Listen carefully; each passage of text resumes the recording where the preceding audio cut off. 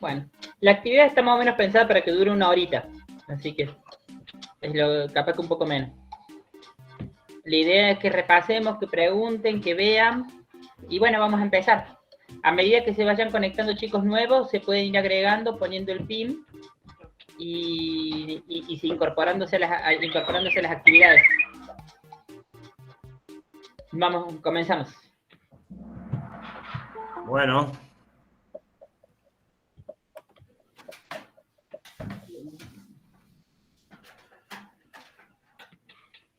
¿Alguno de ustedes, si tiene la posibilidad de leer el caso, mejor? Propuesta de trabajo. Nuestra propuesta es realizar pequeños ejercicios basados en casos clínicos que pueden ocurrir en la consulta pediátrica diaria. El alumno debe razonar en base a los conocimientos previos para incorporar razonamientos clínicos. Presten atención y tomen nota de los datos brindados en la diapositiva. Chicos, esto de los datos es importante porque yo les voy a dar un dato y después vamos a hacer preguntas en base a esos datos. O sea, no tomen nota, por favor. Y tengan una calculadora o algo.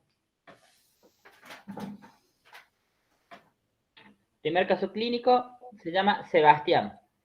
¿Quién se anima a leer? Yo leo. Yo leo. Bueno. Lea nomás. Ingresa Sebastián, lactante de 3 meses con un cuadro respiratorio de 72 horas de evolución, que comienza con secreción nasal y desde esta mañana la mamá nota rechazo alimentario y decaimiento generalizado. Muy bien. Entonces tenemos un lactante pequeño de 3 meses con un cuadro respiratorio que ya lleva 2 o 3 días evolucionando, que comenzó con un poco de secreción nasal al principio y ahora la mamá dice que no quiere tomar la teta, tomar la leche y lo ve más decaído. ¿Qué más? Seguí. Se ve el paciente decaído con escasa respuesta a estímulos, tiraje subcostal e intercostal. Frecuencia respiratoria 55, saturación del 96%, aire ambiente, y frecuencia cardíaca de 145. Se observa abundantes secreciones en nariz que la obstruyen y la mamá refiere que nunca presentó fiebre. Excelente. Esos datos son importantes que lo escriban, chicos. La frecuencia respiratoria, la saturación, la frecuencia cardíaca, el tiraje también es una cosa importante. Muy bien. O sea, a simple vista lo que vemos es un lactante que no se lo ve en buen estado y que está haciendo algo de trabajo respiratorio. A la auscultación, disculpa, seguí, Germán. Vale. A la auscultación se oyen sibilancias expiratorias e inspiratorias, con abundantes roncus bilateral. Perfecto. O sea, tenemos una auscultación bastante florida, en la cual se sienten sibilancias al entrar el aire, al salir el aire, y sí muchos roncus. ¿Qué son las sibilancias y qué son los roncos en la auscultación? ¿Se acuerdan de semiología? ¿Qué es cada ruido que ustedes escuchan en un paciente?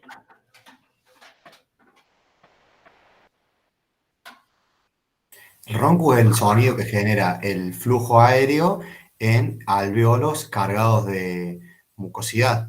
Bien, me gusta esa, me gustó, muy bien. Y las el sibilancias... flujo, o sea, el ronco son mocos. Y las obstrucciones que hagan estos mocos producen roncos. ¿Y las sibilancias qué son?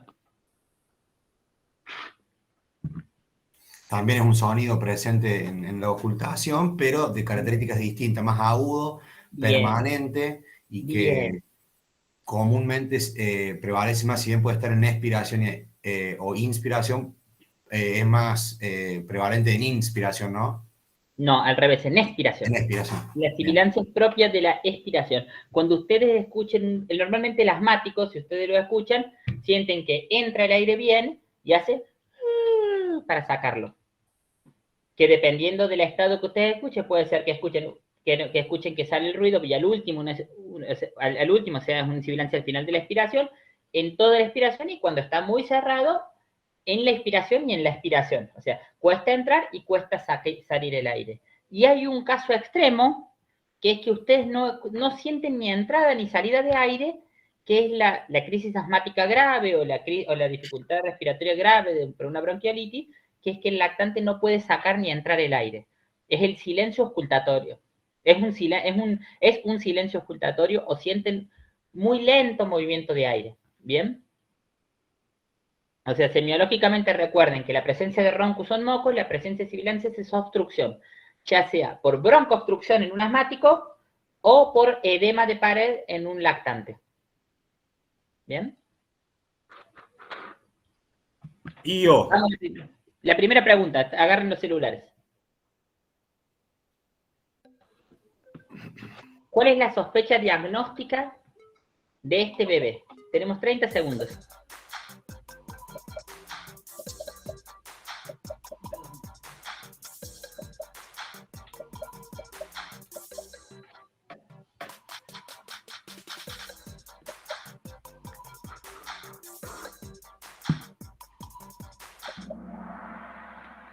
Muy bien. Acá la gran mayoría marcó bronquiolitis. Hubo 2 que marcaron neumonía bacteriana y 1 que marcó bronquitis. Está bien. Todos los cuadros son diagnósticos diferenciales. Está bien importante pensarlo.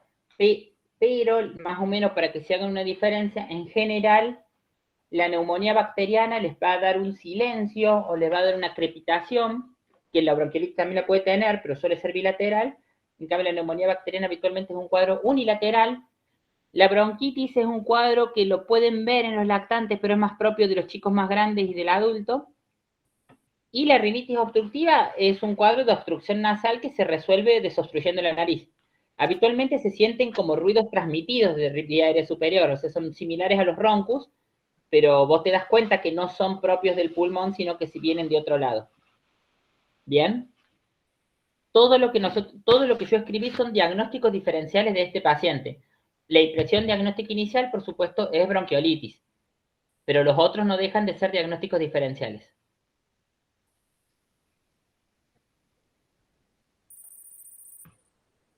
Muy bien, tenemos a Vale en la cima del podio. Segunda pregunta. Y ahora sí los quiero ver, este está más difícil. Recordemos el score de TAL, son los 4 elementos que considera. Ahí se los dejé escrito por las dudas, porque no sé, por las dudas yo no sé si me los iba a acordar, por eso se los puse para ustedes. Recuerden que el bebé tiene 3 meses.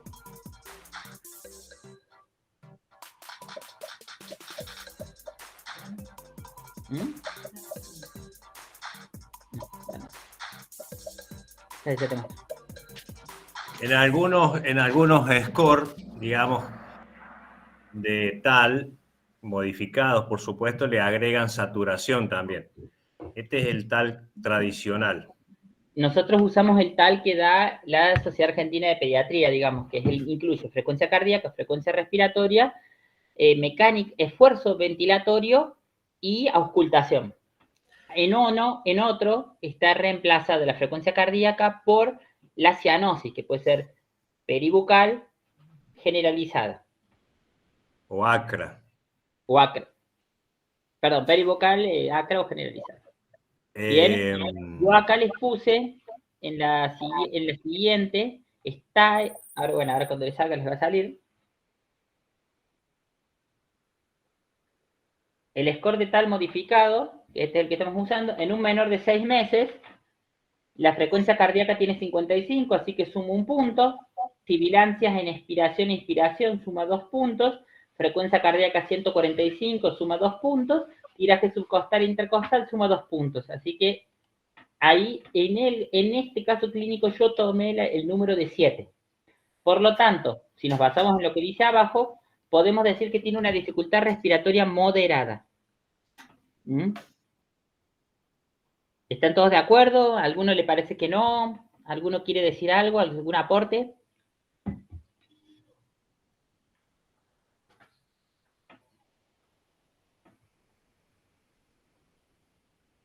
¿Están todos asustados? Están todos asustados. Bueno. Vamos, chicos, es el momento de decir macanas, porque vuelvo a decirles, estas son las instancias de los casos clínicos. Donde no hay preguntas burras y donde uno tiene que decir lo que le parece o preguntar o las cosas que tiene dudas. Bueno, vamos con la primera. Conducta inmediata. Le llega a este paciente en la guardia. Ya definimos que tiene un score de tal de 7. Definimos que el paciente sospechamos que tiene una bronquiolitis. ¿Qué es lo que le harían? Le pondrían oxígeno, le aspirarían los mocos, le harían kinesio, lo internarían, lo canalizarían, le harían una placa, le pondrían antibióticos. ¿Qué hacen ustedes inmediatamente?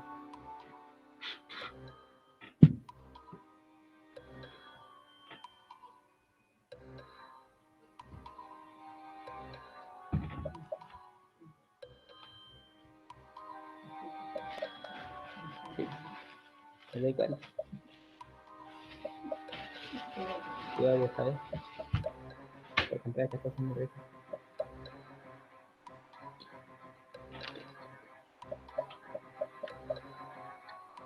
Muy bien, muy bien.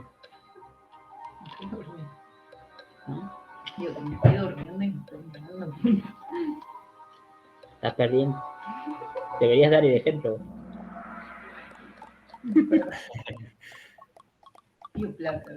Pido placa. Muy bien. No, pero me gusta que haya variedad, porque significa que están pensando todos.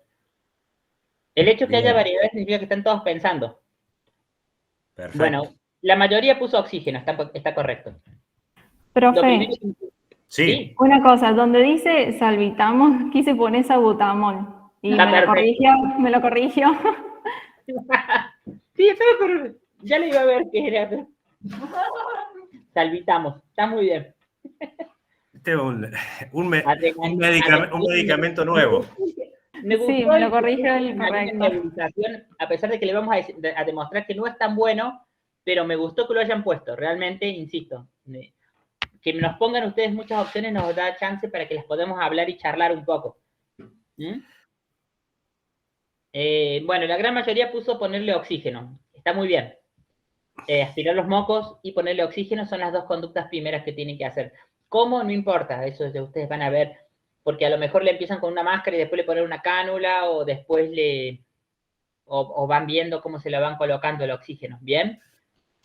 Kinesiología también es parte del aspirado de las secreciones. Posiblemente este niñito, como viene la cronología del caso, este es un niñito que lo estamos viendo en la guardia, ¿no?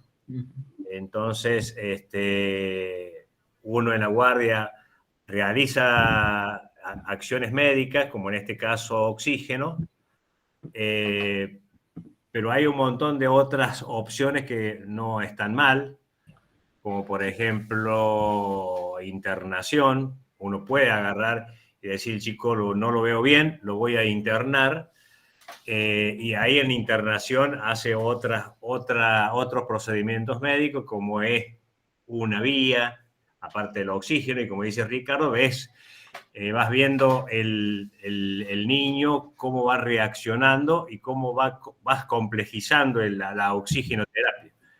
El oxígeno es la primera droga que usamos. Bien, por eso les digo, todo lo que han puesto me encanta porque realmente está muy bueno la forma en la que lo han pensado. Bien. Aparte, habitualmente... Por ahí... Sí, te escucho, Alejandro. ¿No sería importante también pasarle un suerito e hidratarlo? Porque si es un lactante que estaba sin ingesta hace varios días. Sí, así es. Así es. Por eso, vuelvo a insistir, está excelente lo que han hecho. Normalmente, eso es lo que les quería decir, normalmente uno no es que hace una secuencia, normalmente hace varias cosas al mismo tiempo. No es que le pongo oxígeno y después le pongo salbutamol, después lo interno, después... No, lo que vas viendo es, si el bebé lo va viendo mal, obviamente sí lo primero y lo más urgente es respirar, o sea, respirar suele ser importante. Cada uno me dirá lo que opina, pero bueno, respirar está bueno, es una sugerencia.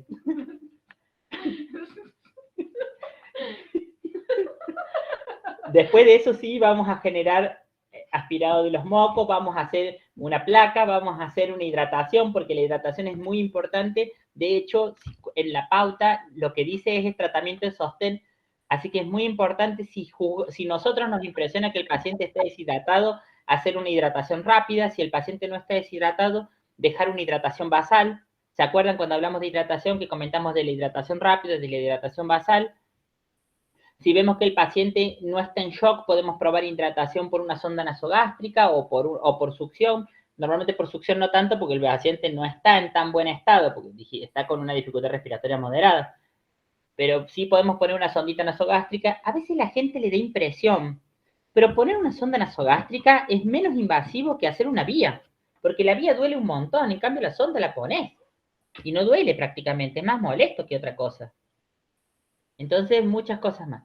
El salbutamol, recordemos lo que conversó, lo que comentó el doctor Salazar sobre el salbutamol en la bronquiolitis, que como la obstrucción es una obstrucción por inflamación, se hace la prueba, le haces una serie con salbutamol y ves si el paciente mejora. Si el paciente mejora, le da el salbutamol, si el paciente no mejora, se lo suspendes. Esa es la pauta de nuestra sociedad científica, que no es la pauta, por ejemplo, de la Academia Americana de Pediatría. Los yanquis dicen que no hay que hacerle salbutamol directamente. Lo mismo dicen la Academia Francesa. La Academia Española dice que podemos probarlo, pero que no lo recomienda. La SAP dice que se puede hacer la prueba también. Bien, esto es muy importante porque hay como discrepancias entre las sociedades científicas. Claro, pero para que ellos se lleven un concepto claro, nuestra sociedad, la que nos reúne, digamos, la Sociedad Argentina de Pediatría, sugiere el oxígeno primero y luego una prueba con salbutamol, con beta 2. Si no hay reacción, si el chico sigue igual o sigue empeorando, se lo retiramos directamente. No tiene sentido seguir usándola. Por ahí pusieron solución fisiológica y adrenalina, eso no. Eso es una cosa que se hace más que nada cuando hay un estridor laringio o un cuadro de laringitis, porque la adrenalina vendría a funcionar como un antiinflamatorio, que sería la indicación de la adrenalina. Antes se hacía mucho la adrenalina porque no había tantas opciones o no se hacía de todo bien lo que era el salbutamol, o se decía, bueno, vamos a sumar. Y se le hacían nebulizaciones con adrenalina. En realidad, en las pruebas de cohortes, no ha demostrado tener un beneficio la adrenalina por sobre el salbutamol solo, con adrenalina más salbutamol. Pero, por ejemplo, el paciente que te queda con una laringitis, vos le haces una nebulización con adrenalina y te la desinflama. Entonces, ahí vamos a hablar de un ruido distinto que no tiene este bebé, pero que se ve en la guardia, que es el estridor, o el estridor laringio, que es un paciente que habitualmente te cae a las 1 o 2 de la mañana tosiendo, y tose muy fuerte, tose como si fuera una foca. Una tos muy aguda. ¿Bien? Perfecto. Buenísimo. ¿Alguien tiene alguna duda? ¿Quieren que me faltó algún tema de estos? No. No, ahí la parte de kinesio, tampoco se indica kinesio en los primeros días, digamos, de la evolución de la bronquiolitis. Pero sí la aspiración de secreciones altas, ¿no? Liberarlo de secreciones de la fosa nasal es muy importante, porque recuerden que dijimos que el recién nacido y el lactante pequeño es respirador bucal, nasal casi exclusivo. Bueno, entonces liberamos una consulta, ¿el oxígeno a qué nivel? Y porque se está saturando 96, digamos. Lo que necesita aire ambiente. Es mala.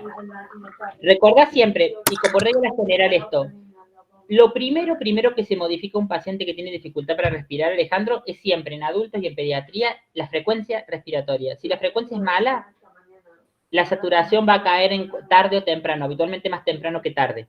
O sea, yo puedo tener un paciente al borde de la claudicación respiratoria y va a saturar 99%. Porque cuando ya desaturó, significa que tu paciente claudicó. Si desaturó, llegaste tarde. Bien. Ese es un error muy común. Por eso yo no estoy muy de acuerdo cuando te dicen, vamos a incorporar el quinto signo vital, que es la saturometría. La saturometría no es en mi opinión, y esto es algo que no es un signo vital, es un parámetro de seguimiento. Pero es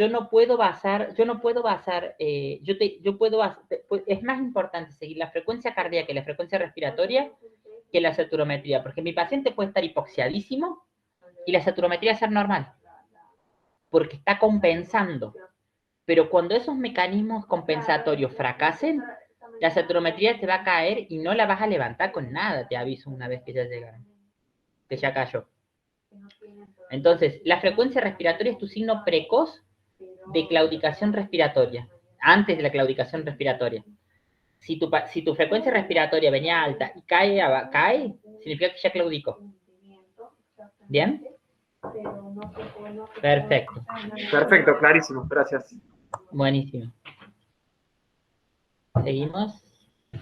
Conducta, bueno, se le coloca oxígeno en la guardia, se observa mejoría de la frecuencia cardíaca y respiratoria, mejorando su tal a 4. Se realiza PAP de salbutamol, observando poca mejoría, o sea que no es de los respondedores que habíamos comentado. Y se decide internación en sala común al paciente, por ser chiquitito, por los factores de riesgo y porque entra con una dificultad respiratoria moderada, en sala se le debe poner una cánula nasal de alto flujo. ¿Se acuerdan que les comentamos en los sistemas de oxigenoterapia? ¿Bien? Yo no estoy muy de acuerdo con la conducta, ¿no? Con la conducta de internación. Si me permiten disentir. Porque si mejoró y el tal bajó a 4, lo podría esperar en la sala de guardia e inclusive se podría ir. Si este chico hubiese mantenido el tal de 7 o hubiese empeorado a 9, entonces sí, la internación es inminente y lo haría. Pero en este caso, yo me permito disentir. Pero bueno. Está bien, por supuesto, por supuesto. Igual, más que nada, el paciente habíamos comentado que tenía rechazo alimentario y tenía decaimiento generalizado, entonces, bueno, basado en eso en realidad. Pero sí, Está bien. Ejemplo, si el paciente a lo mejor mejora su estado y empieza a alimentarse, santo remedio. Es verdad que puede pasar esa situación. En ese sentido, los enanos son muy respondedores, los bebés son muy respondedores, y por ahí te vienen con una dificultad respiratoria muy grave que vos decís, uy, está re mal, y le haces, en especial los asmáticos, uno le hace los PAP y mejoran un montón. ¿Bien? Recuerden que este chico no es un asmático, ¿no? Ricardo habla mucho de asmático y esto nada que ver. Este es un niñito de 3 meses que está cursando una bronquiolitis, posiblemente por un virus respiratorio sincitial. Pero bueno, como dice Ricardo, la idea es... mi idea, ¿no es cierto? Basado en este caso, que para eso lo trajimos, para que lo discutamos. Si el chico mejora el tal, y a lo mejor también puede alimentarse, prenderse a la teta, en una de esas lo prendemos a la teta y lo vamos monitorizando, digamos, en la guardia. Y bueno, en una de esas se puede ir a la casa y no quedarse internado. Tal cual, si el paciente se mantiene bien con la retirada de oxígeno, si el paciente se mantiene bien con la retirada del oxígeno y se mantiene con el mismo score de tal, es un paciente que podría controlarse ambulatorio. Lo citas a las 24, 48 horas, lo vas viendo. Obviamente que sí. Y acá le hacemos, ahí se internó, ¿no es cierto? Y le hicieron alto flujo. Alto flujo.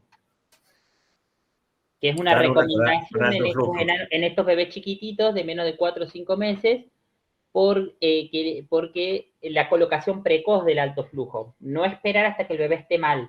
No es como la ventilación no invasiva, que por ahí uno espera hasta que el bebé desmejore antes de colocarlo, o la asistencia respiratoria mecánica. Sino que por ahí, en le tenés que tratar de ganar al paciente. Tenés que ir vos adelante. A continuación le hacemos una plaquita de tórax. ¿Quién se anima a comentar algo de esta placa de tórax? ¿Algún futuro imagenólogo?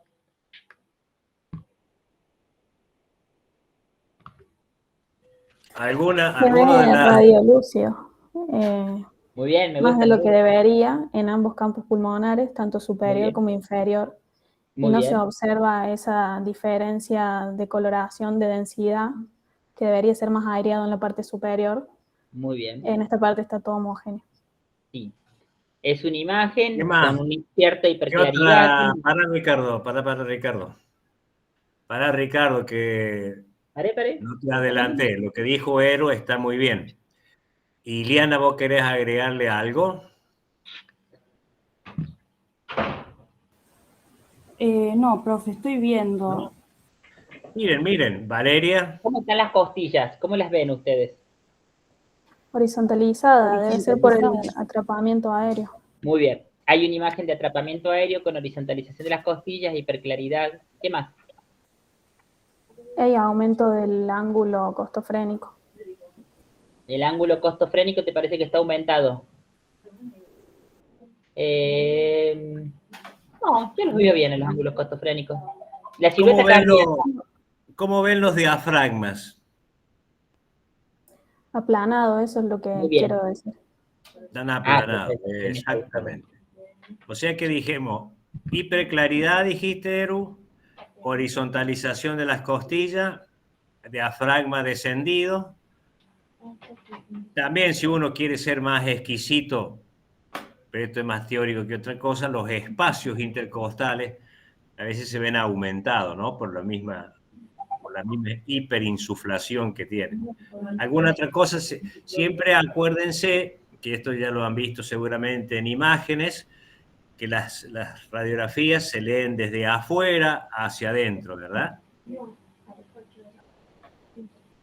Tenemos aquí abajo la cámara gástrica, tenemos la tráquea con la bifurcación de ambos bronquios, se ven ahí, acá está la tráquea, casi al medio, tirando para el lado de la derecha. ¿Lo ven? El más grande de la placa.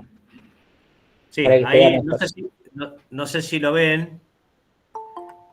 No sé si lo ven, la tráquea está un poquito hacia la derecha, como tironeada, podríamos decir. Uh-huh.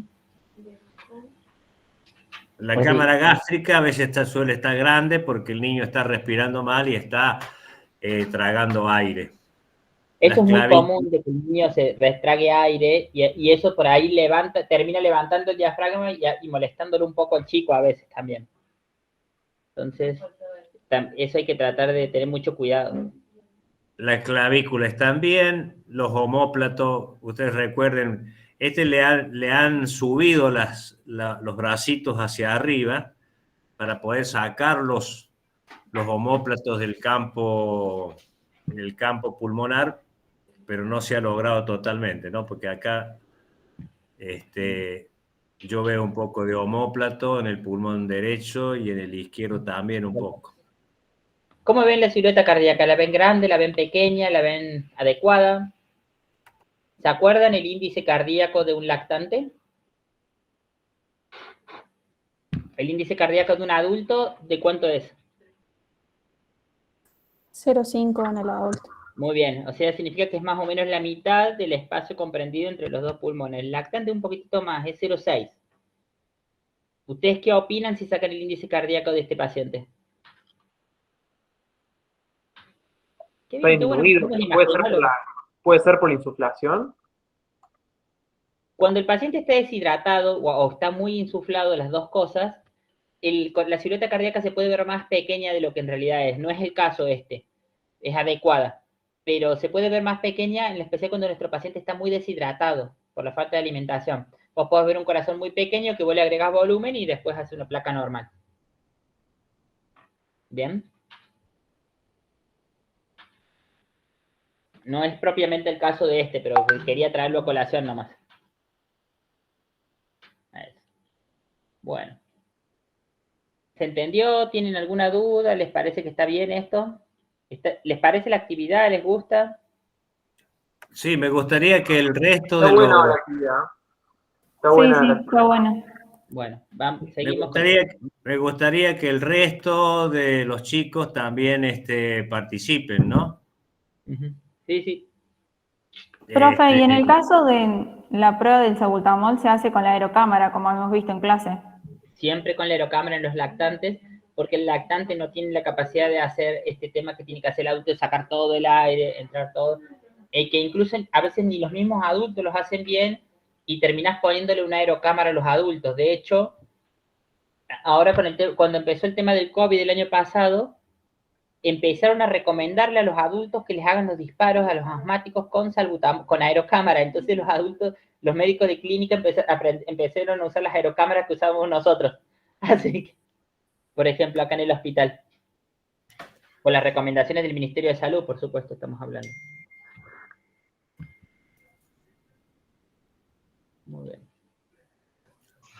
Seguimos. A las 48 horas de evolución, Sebastián presenta signos de desmejoría clínica con aumento de la dificultad para respirar, aunque mantiene saturaciones superiores a 96% con el CAFO. Se decide realizar radiografía de control. O sea, tenemos un paciente que lo dejamos internado, le colocamos oxigenoterapia de alto flujo a 2 litros por kilo, que es una buena cantidad de flujo de oxígeno, con una FIO de 40, o sea, una FIO alta, con lo cual venía bien, pero de repente, así, de lo bien que estaba, empieza con desmejoría, empieza con el aumento de la dificultad, y su tal que estaba en 4 aumenta a 8. O sea, estamos en moderada a grave. O sea, le hago una placa de control porque se alteró la ocultación, y vemos acá una imagen. ¿Qué les parece esta imagen? A ver, veamos el resto del auditorio. A ver. ¿Alguno de los otros chicos que no haya participado?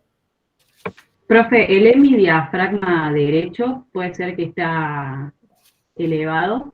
Y Sí. sobre el vértice pulmonar derecho también hay una imagen hiperdensa, como si fuera el Muy lóbulo bien. superior. Es una imagen, no es una imagen hiperdensa, es Muy una bien. imagen de condensación. Muy bien, ¿Se acuerdan los diagnósticos diferenciales de las imágenes de condensación?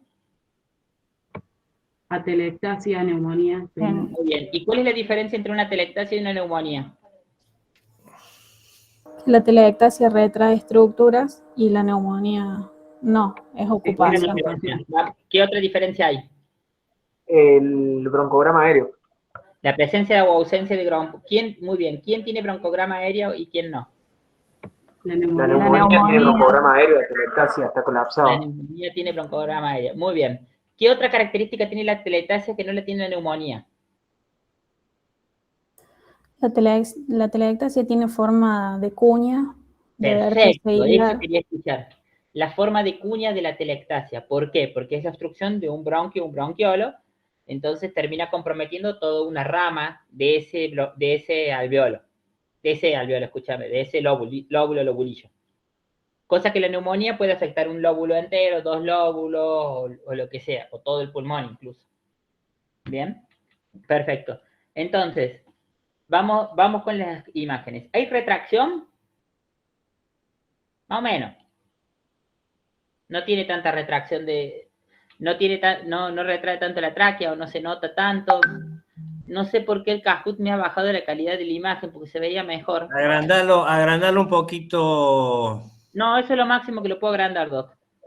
Bien. Yo lo estoy viendo mejor. Igual, profe, del celu lo podemos ver bien también. Yo lo veo bien. Ah, bueno. Pues yo lo estoy viendo mejor en el Kahoot y estoy viendo que por el Meet me bajó un poco la calidad. No sé si soy yo. Sí, por el Meet se ve medio feo, pero del celu se ve re bien. Bueno, mejor. Perfecto. Bueno. Vamos al quiz. Establezca su diagnóstico.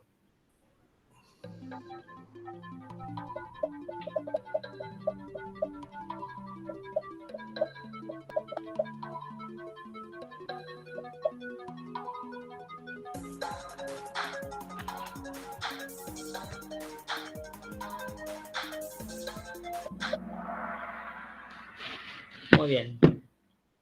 Casi todos marcaron atelectasia, 2 marcaron neumonía, lo cual es un diagnóstico diferencial, volvemos a mencionarlo. Y nadie marcó ni neumonía viral ni neumoneumotórax. Bueno, 2 cositas para comentar. Sí, evidentemente es una atelectasia. La atelectasia de vértice derecho es re común en las bronquiolitis, requete común. Es la atelectasia más frecuente de todas. No se veía broncograma en esto, entonces al no ver broncograma vos suponés ya que es una atelectasia y tenía la forma típica de la cuña. Si bien por su localización no retraía tanto la tráquea, si fuera un poquito más masiva vas a ver que la retrae mucho más la imagen, ¿bien? La complicación con neumonía bacteriana habitualmente está acompañada de fiebre y no es tan súbita la desmejoría del paciente. El paciente vos lo ves que va desmejorando en el transcurso del día, en el transcurso de los 2 días. La neumonía viral es la neumonía más frecuente de todas. Es un paciente que uno lo interna lo ingresa porque ve un bloque de condensación, pero tiene 6.000 blancos, hizo un pico de fiebre y no volvió a hacer, una PCR que está bajita, y cuando le pedís los virus, te tiras virus sincicial respiratorio o adenovirus, o el que sea, digamos, y es la causa más frecuente de neumonía en esta edad, así que no a todo lo que se ve condensado se apuren en ponerle antibióticos, entonces hay que controlarlo. Bien, y bueno, evidentemente no es una neumotórax. Eso no creo que nadie tenga duda. Si me permiten agregar una cosita, digamos, cuando uno tiene un niño con una atelectasia, una bronquitis, una bronquiolitis, una atelectasia, el niño se comporta distinto, ¿no? El aspecto del paciente es distinto. Cuando vos tenés un niño con una neumonía bacteriana, porque como bien dijo Ricardo, también hay neumonías víricas, el aspecto del niño cambia. El niño se ve notoriamente enfermo, decaído, pálido, terroso, se ve realmente enfermo. En cambio, el niño con una bronquiolitis es como que viviese la enfermedad. Se encuentra vivaz, despierto, salvo ya en los estadios más avanzados, cuando hay más compromiso respiratorio, donde el chico sí se compromete su estado general. Pero bueno, en este caso es un niño con una bronquiolitis y una atelectasia, no es una complicación por una neumonía, por un proceso infeccioso bacteriano. Evidentemente nuestro paciente desmejoró la mecánica respiratoria y ya estaba con un sistema de ventilación, así que el próximo paso, ahora lo vamos a mostrar, va ganando Geri. Ya pase a UTI y bueno, ya verá el médico de terapia si lo colocará en una ventilación no invasiva o lo valorará pasar a asistencia respiratoria mecánica. O capaz que continúe con la cánula nasal y lo aguante, pues a lo mejor el bebé responda parte del tratamiento. Pero es un bebé chiquitito. Bueno, con eso terminamos el primer caso. Ya terapia es otra cosa, digamos que a ustedes no es para el tema. Segundo caso clínico. Vamos con Natalia. Natalia, ¿quién lee? Voy. Yo cambio el mate mientras usted lee. Motivo de consulta, fiebre y dolor abdominal. Antecedente de la enfermedad actual, Natalia es una adolescente de 12 años que se presenta a la guardia de un hospital, acompañada por su madre por presentar dolor abdominal y fiebre de 4 días de evolución. Muy bien. Seguimos con el caso. Entonces, 12 años, se va a la guardia, dolor abdominal y fiebre, 4 días de evolución. Antecedentes. Los antecedentes, el crecimiento y el desarrollo de Natalia son adecuados. A los 2 años sufrió una infección urinaria con estudios posteriores normales. Muy bien. La menarca la tuvo a los 11 años y la última menstruación fue hace 21 días. Tanner 5. Es obvio porque ya tuvo menarca, o sea, tiene Tanner 5. Esta pregunta tiene el formato de puzzle. El formato de puzzle es un formato en el que ustedes tienen que poner el desarrollo puberal en orden.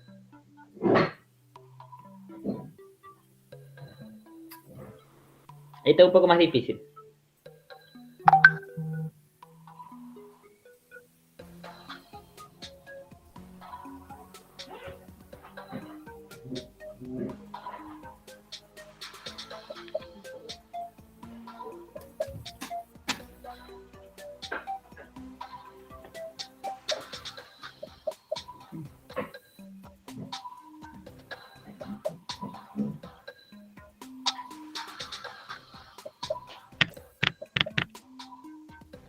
Yo no sé si a usted le pasa, pero es muy divertida esta música con el Kahoot.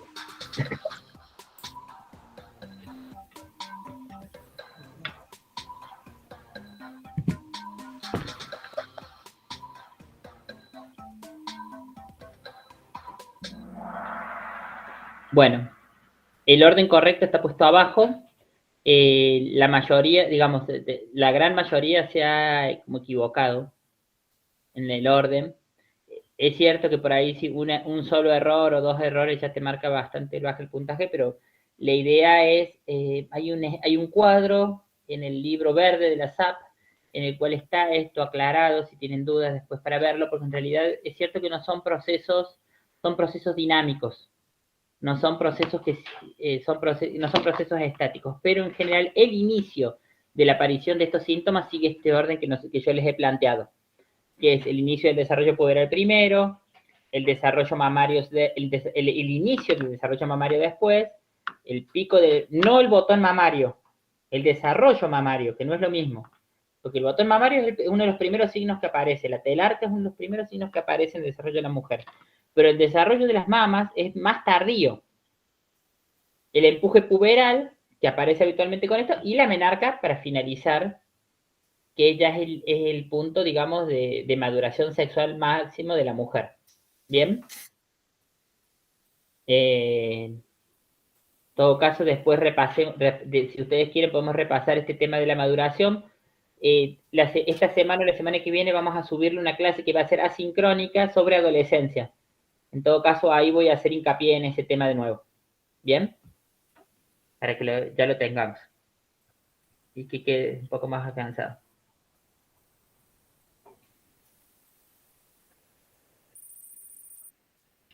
Bueno. Están bastante empatados, te digo. Bueno, carnecito de vacuna. Vuelvo a lo mismo que hace un rato, me quedó medio flojo, no se ve muy lindo. Pero bueno, mírenlo bien, a ver qué les parece. ¿Alguien se da cuenta qué vacuna? ¿Se acuerdan las vacunas? ¿Quién me sabe decir las vacunas de los 11 años? Triple bacteriana celular, era una, puede ser. Muy bien, es una. ¿La tiene o no la tiene puesta? No, me parece que no. No. Y la de HPV. La HPV. Falta la segunda dosis de HPV, pero tiene una sola dosis. ¿Y qué más falta? Pero está. ¿El refuerzo de meningococo? A los 11 años, no es un refuerzo, No. a los 11 años, esta nena está puesta como si hubiera sido una nena que nació, le pusieron las dos dosis y está. Ahora, Ricardo. Sí. Neumococo, dijiste. Meningo, entendí yo. Sí, dije meningo. Ah, perfecto. Ah, perfecto. Listo. Perfecto. Esta nena está puesta como si hubiera recibido cuando bebé las dos dosis de Bembeo, pero muchos de los adolescentes que estamos viendo en este momento están recibiendo la dosis única de Bembeo ahora a los 11 años. ¿Bien? Bueno, ya lo dijimos, así que a ganar puntos. Puede haber más de una respuesta correcta.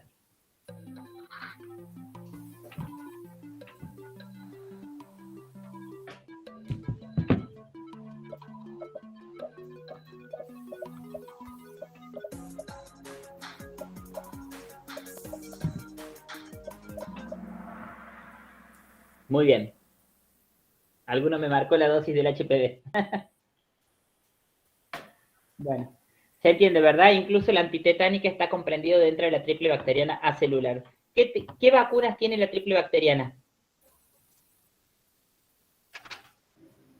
Difteria, tétano y pertusis. Perfecto. La DPT. Difteria, tétanos, pertusis. ¿Qué es la pertusis? La bordetella pertussis es el agente causante de la Muy tos bien. convulsa. La tos convulsa, el pepeluche. Excelente.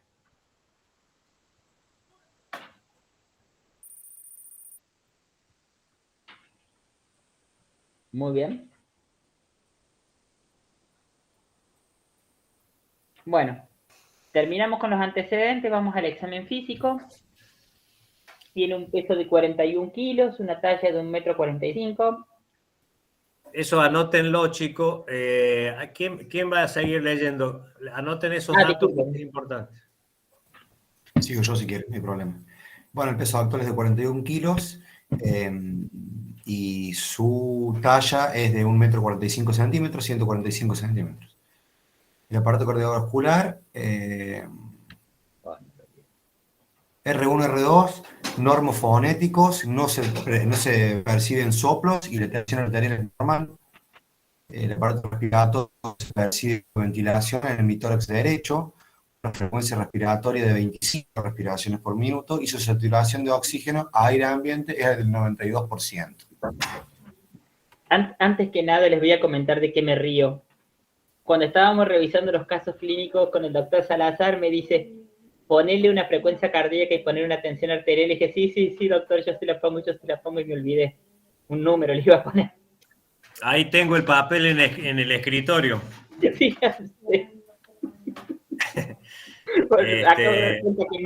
Anoten lo del peso y la talla y vean si pueden sacar el índice de masa corporal.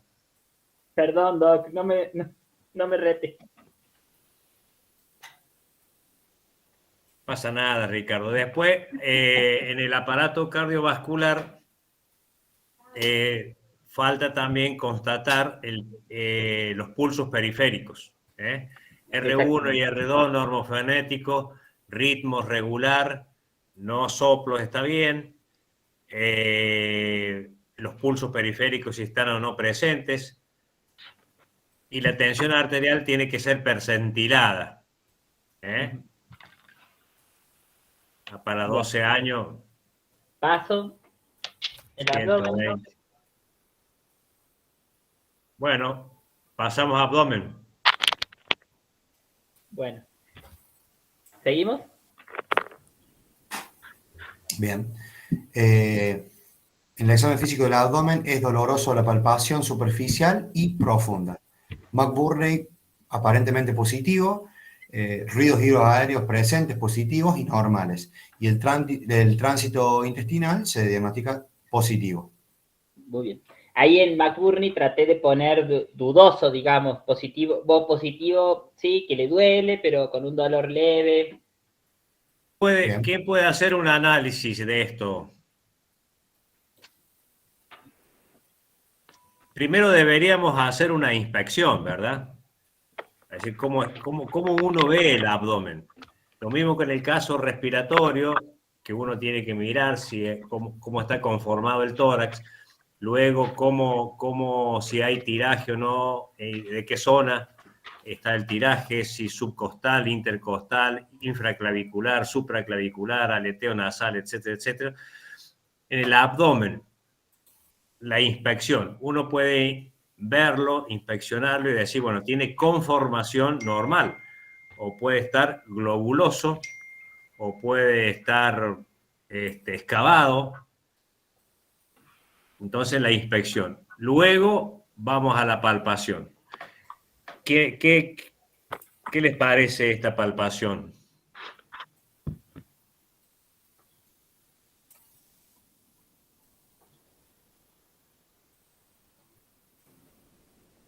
Puede ser, profe, también que haya que detectar si tiene hepatomegalia, esplenomegalia. Claro que sí, por supuesto. Sí, está incompleta. Eso es lo que... La idea es lo trajimos así para debatirlo casualmente. Para que uno diga, por ejemplo, es decir, ruidos hidroaéreos normales. ¿Qué significa ruido hidroaéreo normal?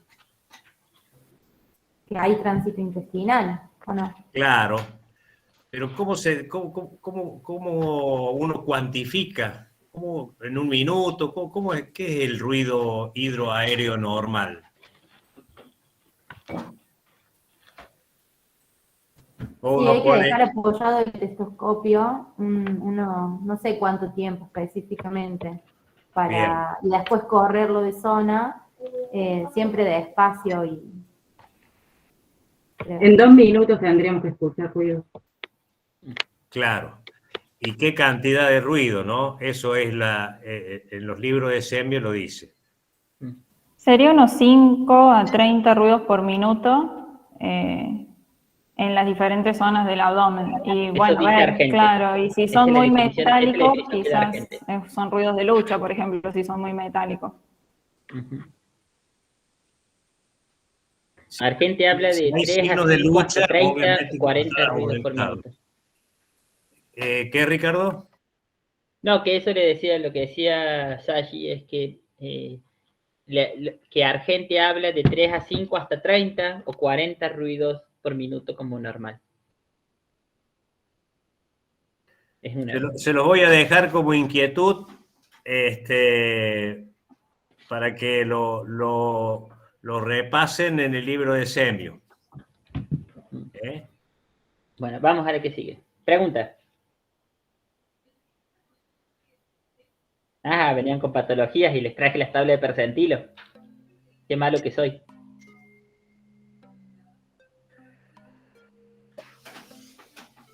Habíamos dicho 41 kilos, 1,45 m.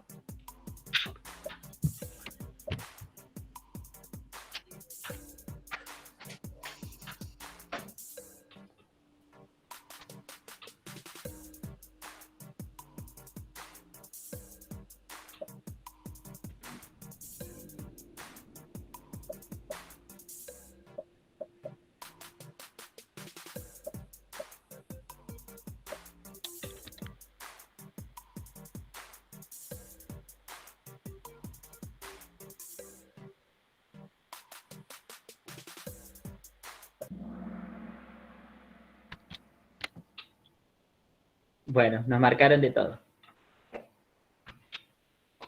Bien, en realidad daba adecuado. Porque si se fijaban, estaba entre 50 y 75. Bien. Después, en todo caso, sí, podemos buscar ejercicios si hace falta. Este tema.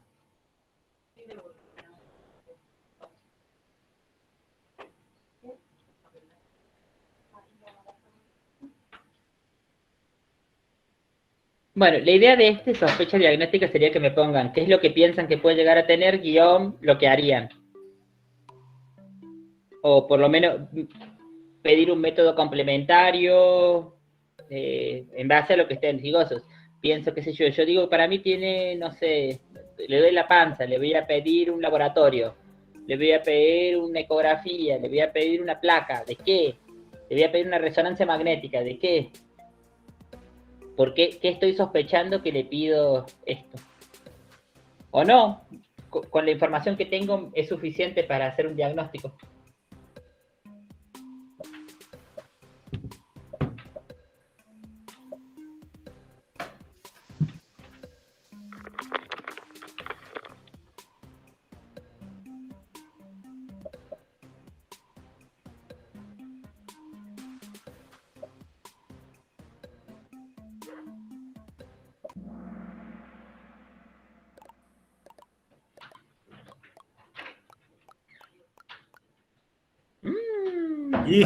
Todos se tiraron para el lado de la apendicitis. Está bueno, che. Está bien. Labo más eco, labo más eco, labo más eco, labo más eco. Bueno, les voy a tirar un dato. ¿Alguno se dio cuenta que hipoventilaba la base derecha? Sí, lo leímos. Por eso la RX. Y con un paciente que hipoventila, que tiene fiebre y que le duele la panza del lado derecho, ¿pensaría, no te hace pensar otra cosa? Porque el laboratorio, les digo, les va a dar que tiene 20.000 blancos, con una PCR de 17. La ecografía va a decir que no tiene nada. Un diagnóstico diferencial podría ser una neumonía base derecha, por ejemplo, con la apendicitis. Claro, la neumonía de base derecha es un diagnóstico diferencial muy importante. No interrogamos nadie interrogó al paciente para saber si tiene tos. Nadie lo pensó. Sí, yo estaba pensando en eso, en preguntar qué otros síntomas tenía, pero supuse que en la historia clínica estaba todo, por eso no. Sí, de hecho lo puse. Tiene una hipoventilación en la base derecha. De la hipoventilación sí, pero no sabía qué otro síntoma acompañaba la fiebre y el dolor abdominal. Bueno, la eco te va a decir que no tiene nada. El laboratorio les va a dar que tiene 20.000 blancos, una PCR de 13, un eritro de 60. Le hacemos... ¿Qué hacemos entonces? ¿Este paciente, Ricardo, está internado o lo vamos a internar? No, está en la guardia. Es un paciente con fiebre y dolor abdominal que cayó por la guardia. ¿Una radiografía de tórax, profe? Muy bien. Sí. Acá alguien puso radiografía. Creo que la que sigue es la... Pero no sabemos radiografía de qué. Bueno, y acá los estudios complementarios, que son los mismos que pusimos recién. La vamos a omitir porque ya la hablamos a esta cuestión. Acá la idea era poner radiografía, laboratorio. Tanto bueno. Miren la placa. ¿Quién me dice algo de esta placa? Hay una condensación, profe. Hay un área de condensación en base, ¿en dónde? ¿Derecha o izquierda? Derecha. Derecho. Base derecha, muy bien. ¿Qué les parece los ángulos costofrénicos?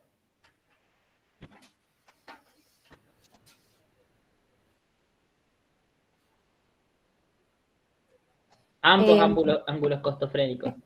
Puede que haya como un derrame, como que no están tan... La verdad, agudo, mira, no sé. en esta placa particularmente, si se fijan bien, no hay derrame. Porque está el angulito al costado. Pero ustedes cuando ven una neumonía así, siempre vayan a buscar el derrame. De hecho, piensen que podría llegar a existir ese derrame. ¿Bien? ¿Qué más?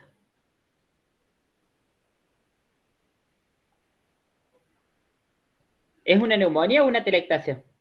Para empezar. Neumonía para mí. Bien, ¿ven el broncograma? ¿Tiene broncograma aéreo o no tiene broncograma aéreo?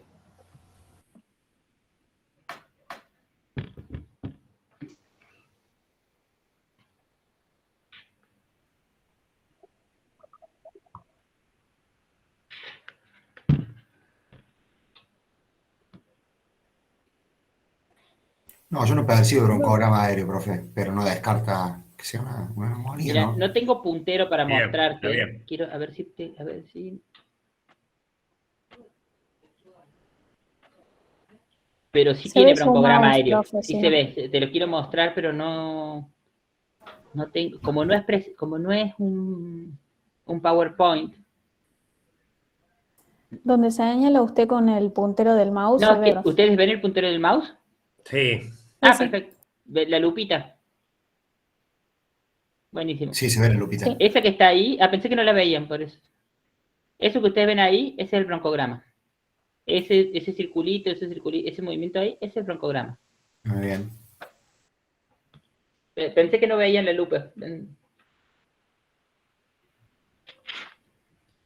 Bien. Y acá, si se fijan bien, está medio borradito, pero está el ángulo. Cuando el paciente tiene un derrame, es la misma densidad que el hígado. Entonces no lo ven al ángulo directo bajo ningún concepto. Y se ve el despegamiento pleural, ¿no? Exacto. Recuerden que un derrame, para que lo veamos radiológicamente, tiene que tener por lo menos 40-60 centímetros. Menos de eso no lo vemos en la radiografía. O sea, nuestro paciente puede estar derramado y nosotros no lo vemos. A veces hay derrames muy pequeños que le dan dolor al paciente y en la radiografía no se ven y se ven o en la ecografía o en la tomografía. A veces podés llegar a ver una línea acá y es un derrame que está entre los lóbulos. ¿Bien? O sea, no hay una sola forma de ver un derrame. Y en pediatría a veces los niños al estar acostados no se cumple la ley de que caen los derrames. A veces quedan. Bien, en especial en los bebés. Este es un adolescente. A los fines prácticos es un adulto. Pero para muchas enfermedades, no, por favor que no se diga eso, si no puede llegar a colgarme Salazar. No. Bueno. Entramos entonces en un capítulo importante de la pediatría, que es el dolor abdominal no quirúrgico, ¿no? Y dentro del dolor abdominal no quirúrgico están los procesos infecciosos pulmonares, fundamentalmente de la base del pulmón derecho. Hay muchos otros, puede ser una pielonefritis, puede ser una pancreatitis, puede ser un debut diabético, puede ser un debut de una fiebre reumática, puede ser una porfiria aguda. Todo eso son dolores abdominales médicos o dolores abdominales no quirúrgicos. Otra cosa, siguiendo con derrame pleural. ¿Qué derrame pleural se punza, se drena? ¿Cuándo drena? Indicaciones de drenar un derrame pleural. En una neumonía estamos hablando, por supuesto.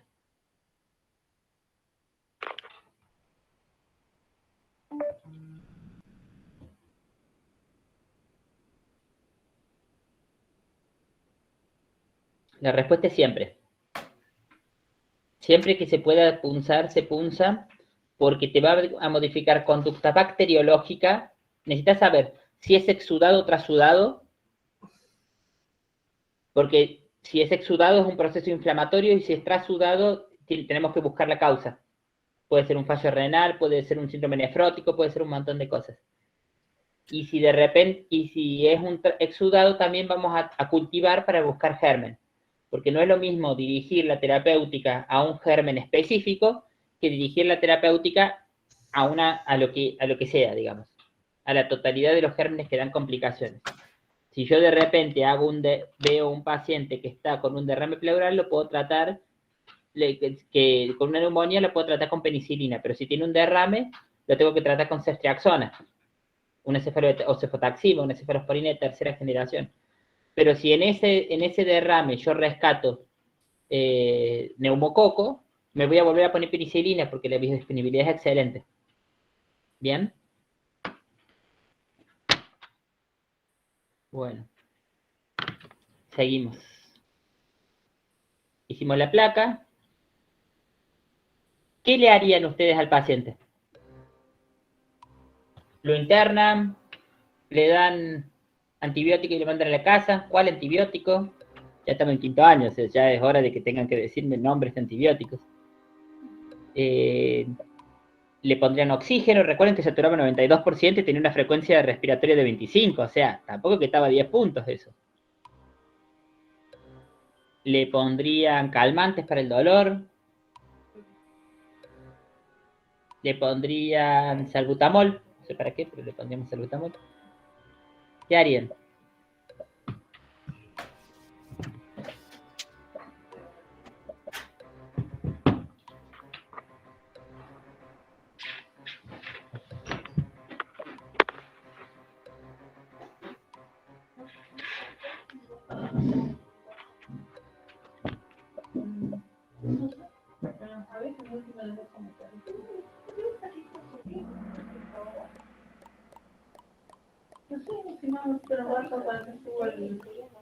Muy bien. Muy bien. Al fin uno tuvo en cuenta la analgesia, eso le duele la panza porque la neumonía, así que le duele bastante también. Sí, profe, yo en algunas partes no te deja escribir muchas. Hidratación, está muy bien. No deja escribir mucho por ahí. Sí, tiene un límite de 70 palabras, de 70 letras. O de 40 letras, no me acuerdo, pero eran pocas. No, menos, no sé cuántas, pero menos. No importa. Antibiótico, muy bien. ¿Por qué ampicilina? No, yo lo que quise poner... ¿Por qué amoxiclavulánico? ¿Por qué ampicilina? Yo me equivoqué, puse AM, pero era empírico que hay que poner. ¿Y cuál es el antibiótico empírico que ustedes le harían? ¿Por qué le ponen amoxiclavulánico? Quiero que razonen. ¿Por qué hacemos algo o hacemos otra cosa? ¿Por qué no le ponen ceftriaxona? Que mata todo la ceftriaxona. Una cefalosporina de tercera generación excelente, estamos hablando. Muy buena biodisponibilidad y con buena llegada al pulmón. O levofloxacina, una quinolona de 4ª generación, que también tiene muy buena llegada al campo respiratorio. O una penicilina, es un antibiótico, una penicilina natural, muy vieja, que anda muy bien, que es específica para qué germen. Hablemos un poquito de antibióticos. Amo eso. Amo hablar de antibióticos.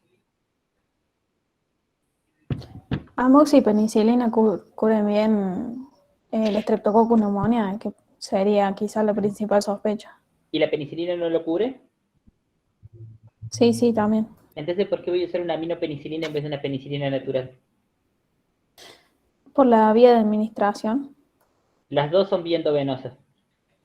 Es más, de hecho te diría, la penicilina la podés dar vía oral, la ampicilina tiene que ser sí o sí por vía.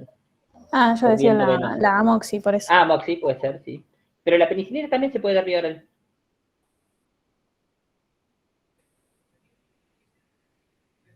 ¿Con semejante neumonía le darían vía oral al paciente?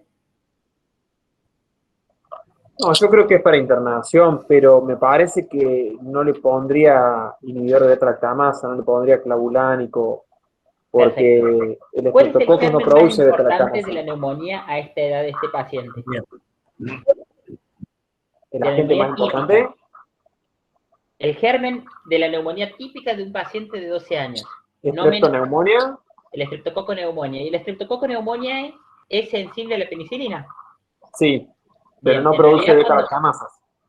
Porque no exactamente. ¿Cuál es el mecanismo de resistencia del estreptococo neumonía? Muta las PBP, las proteínas de unión a la penicilina en la pared. Más que eso tiene, acordate que tiene cápsidas. Es un diplococo con cápsula. Entonces, en realidad, lo que necesita es aumentar la dosis. ¿Bien? Lo más importante acá es tener una... Y quinolona me parece que no, por la degeneración del cartílago. Muy bien. Muy bien. Perfecto. Por lo menos no es un antibiótico de primera elección. Está bien. Si no nos queda otra, lo podemos usar, pero no es de primera elección para nada. Para que quede claro, profe, entonces, ¿cuál es la conducta óptima? O que por lo menos... Espera, ya estamos discutiendo. Estamos ahora discutiendo. Yo quiero qué cosa. ¿Por qué le pondrían amoxicilina clavulánico o por qué no? ¿Qué cubre el clavulánico? ¿Qué germen que antes era muy importante y que ahora ya no se ve casi nada gracias a la vacunación? Hace 20 años cubría con el clavulánico y hoy día ya no necesitamos cubrirlo.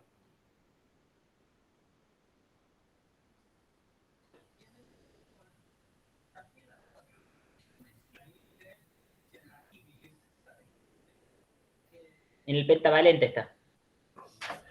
Piensen en las vacunas. Piensen en las vacunas que hemos venido colocando. El hemófilos influenzae. Yo no lo llegué a ver, Exacto. pero el doctor Salazar seguramente nos va a poder ilustrar sobre este tema.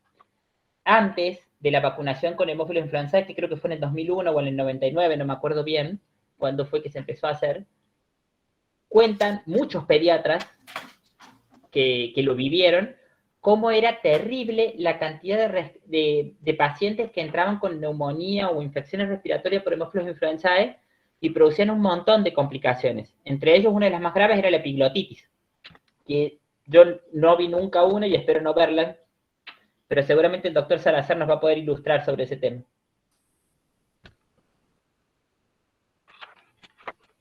Sí, es así. El hemófilus producía muchas enfermedades y la vamos a ir meningitis. Cuando salió el títer, que se llamaba el nombre que teníamos en esa época, en el 99,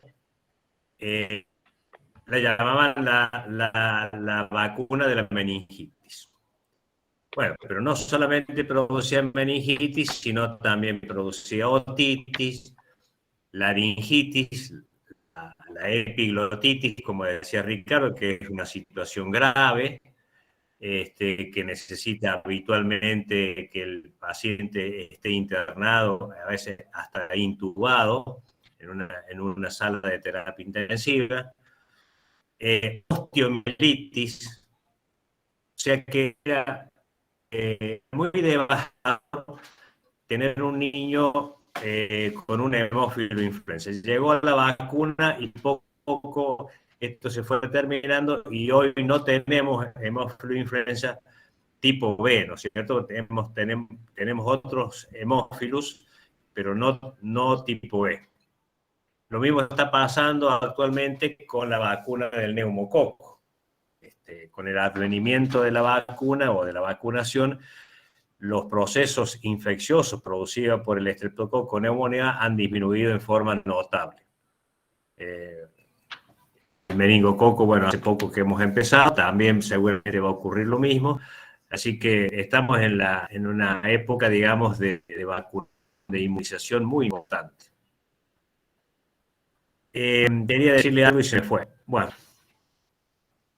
entonces esta niñita de 12 años la internamos, como dijo Alejandro, o Germán, hacemos hidratación basal, o no sé, le colocamos penicilina, o yo le pondría penicilina y haría una hidratación basal, penicilina.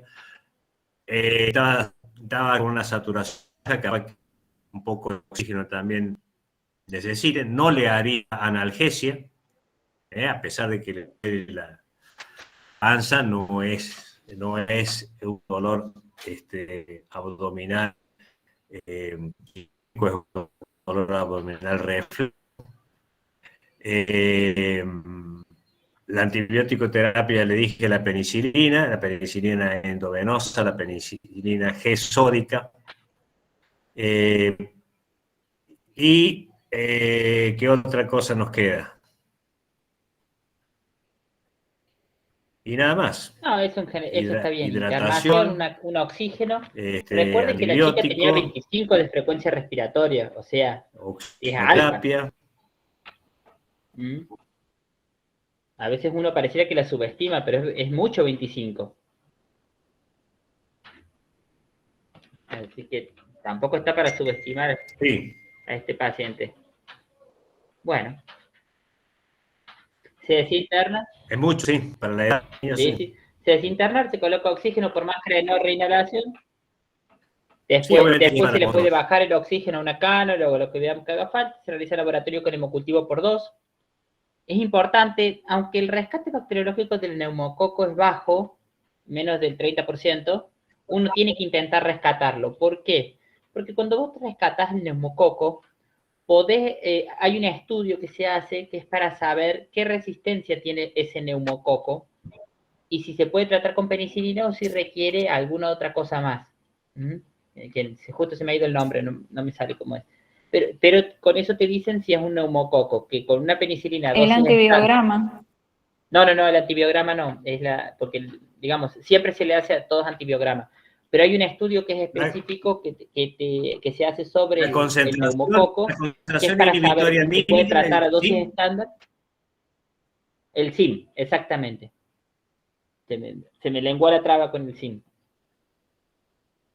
Se le puede hacer una concentración inhibitoria mínima para saber si va a funcionar con dosis estándar de penicilina o requiere otro tratamiento, o alguna otra combinación de antibióticos o lo que sea para el tratamiento, ¿bien? Y la presencia de neumococo sangre siempre es patológica, siempre.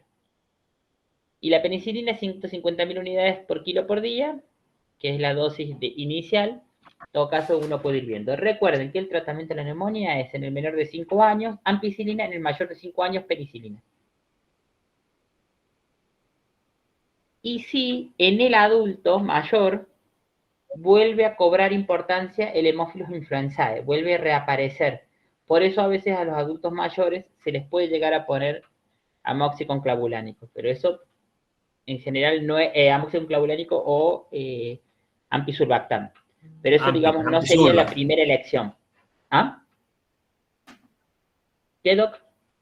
Bien. No, ampicillin. Nombre comercial, Unacina.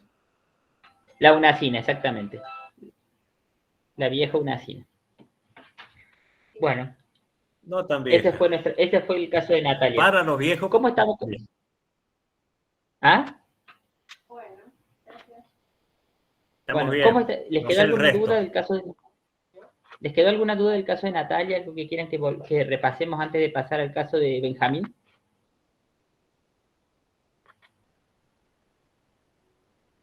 En este caso que tenía tomado, digamos, el hemitórax, ¿se le hubiera hecho la radiografía y además también la ecografía abdominal o directamente no se hubiera hecho la ecografía abdominal? No lo hubieras hecho. Podrías haberle hecho una ecografía pleural para ver si tiene derrame o no. Ah, bien, pero digamos, directamente sospechábamos. Y depende de lo que sea tu sospecha diagnóstica.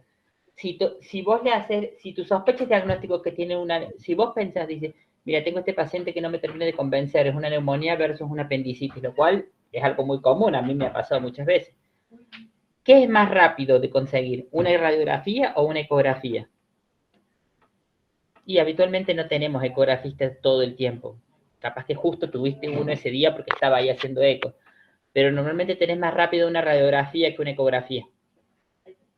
Con Bien. esa de placa yo no le hubiera hecho ecografía abdominal, sí capaz que le hubiera hecho una ecografía de tórax para buscar derrame. Bien, perfecto. Porque recuerden lo que dijimos, para que el derrame se vea en la placa tiene que tener por lo menos 50-60 mililitros. O sea, es un derrame más o menos grande. Profe, ¿y la eritrosedimentación en la PCR nos puede ayudar a descartar la apendicitis? Y depende. La neumonía siempre te va a dar una eritrosedimentación, una PCR alta, la neumonía bacteriana. No así tanto la neumonía viral o la neumonía atípica, que no te va a dar tan alta. Recuerden que a los 12 años la neumonía atípica es muy frecuente. La apendicitis, en sus primeros estadios, no modifica los laboratorios. Los laboratorios los modifica cuando el paciente está plastronado. Ese laboratorio típico con PCR alta, eritro alto y glóbulos blancos altos es ya del paciente que ya está mal. ¿Me entienden? O sea, ya estaremos en un estadio final. Los primeros estadios del laboratorio de la apendicitis te van a dar un laboratorio normal.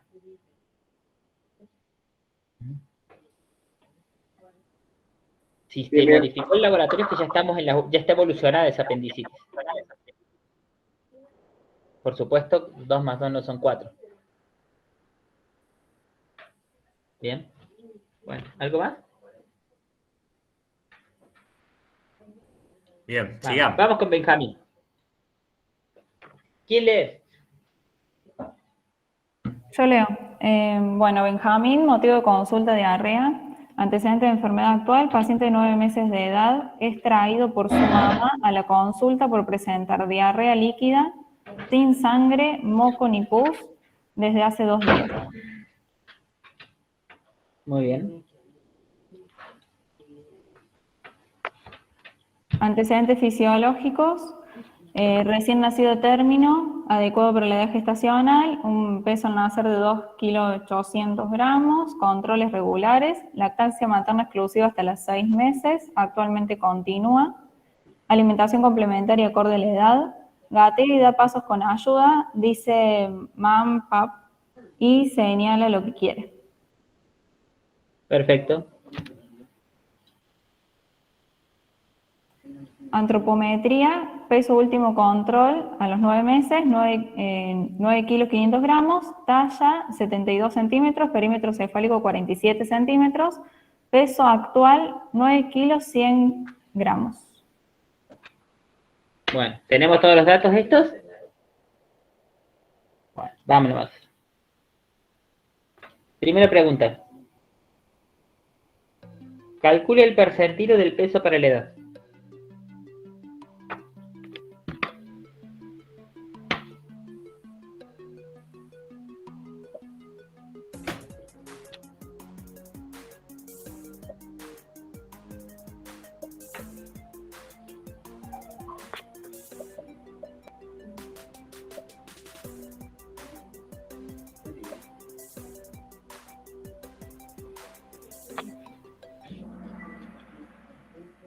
Muy bien, la gran mayoría marcaron correcto, que es 50-75, y hubo un par que marcaron 75-90, como que les pareció un poquitito más alto.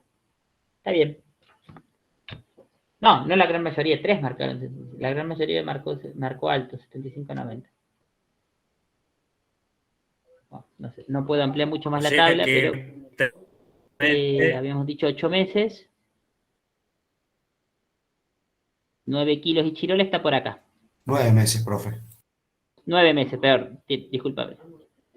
Acá, por acá están 9 kilos 100, 9 kilos 400. ¿Ven? Donde tengo el puntero. ¿Entre el 50 y el 75? 50 y 75. Sí, la verdad que la imagen me quedó muy chiquita. Eso es mala mía, disculpen. Lo ideal sería, si ustedes pueden, para cuando tengan el parcial les va a tocar preguntas de percentilos también. Les vamos a poner las tablas, vamos a tratar de que sean más grandes. Pero si ustedes tienen las tablas del libro verde, que están en el aula virtual a mano, mejor. Principalmente estas, digamos, peso para la edad, talla para la edad y perímetro cefálico. Que son poquitos.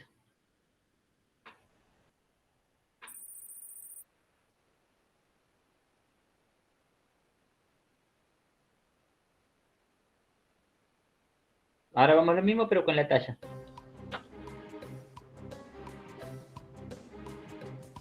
Dijimos 9 meses. ¿Cuánto habíamos dicho de talla? 71.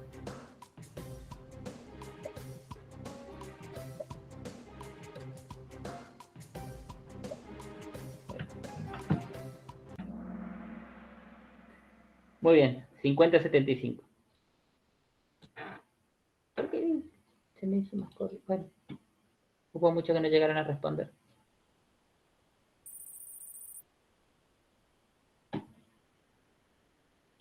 Bueno, el que quiera siga leyendo. Rosado Vigil. Perdón. Dale. Rosado Vigil llora sin lágrimas, mucosas secas, dentición, 4 dientes incisivos centrales. No. ¿Qué pasó acá?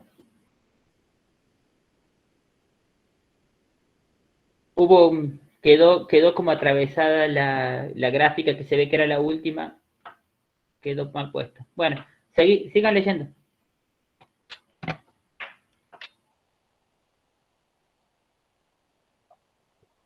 Aparato cardiovascular, ruidos 1 y 2 normofonéticos, no hay soplos, el relleno capilar de 2 segundos, abdomen globuloso blando, depresible, con ruidos vibradores aumentados, a 3 cruces, aparato respiratorio, Beba.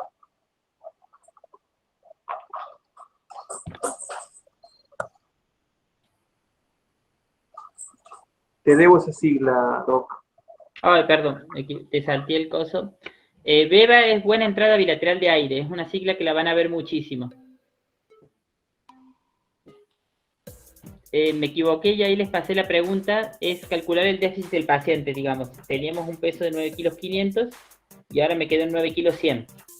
¿Qué déficit de peso tiene?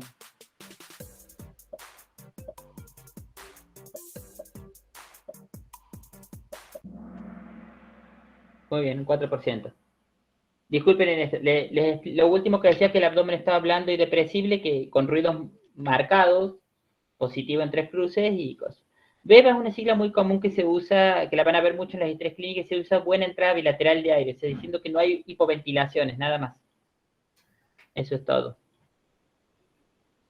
Bien.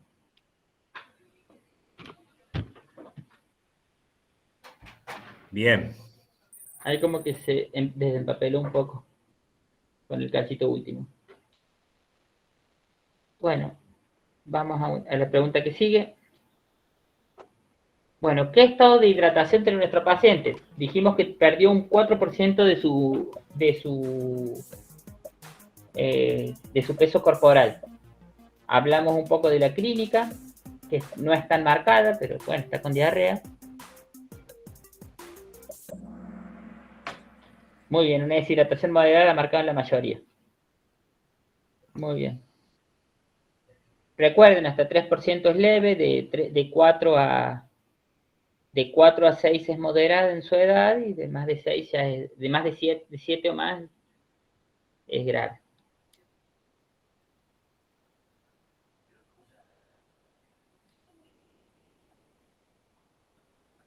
Bueno, estamos hablando de una deshidratación moderada.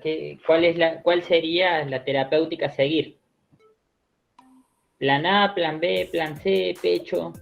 Pueden marcar 2 respuestas. ¿Se acuerdan cuál es el plan A, cuál es el plan B?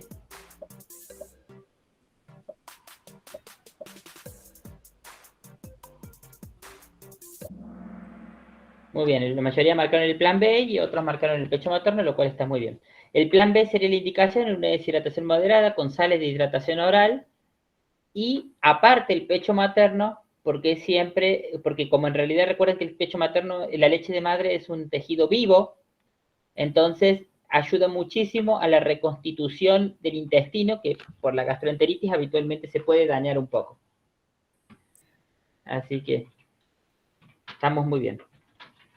Conducta involución, se indica plan B, sales de hidratación más pecho materno, el paciente evoluciona favorablemente sin presentar vómitos. Si el paciente, por ejemplo, hubiera estado vomitando, uno puede tratar de controlarlo, ver si tolera, hacerle aportes mucho más de espacio, menos volumen, en mucho tiempo, mucha cantidad de veces, para probar si podemos recuperar ese estado de hidratación. Y si no, si tuviera vómitos, y si aún así persiste con los vómitos, se tiene que internar. Como este paciente venía tolerando muy bien, podemos hacer un plan B y controlarlo ambulatoriamente. Bien, recuerden que los vómitos incoercibles es una indicación de internación en pediatría. Bueno, y acá iba la cosa de muchas gracias que me quedó en el medio.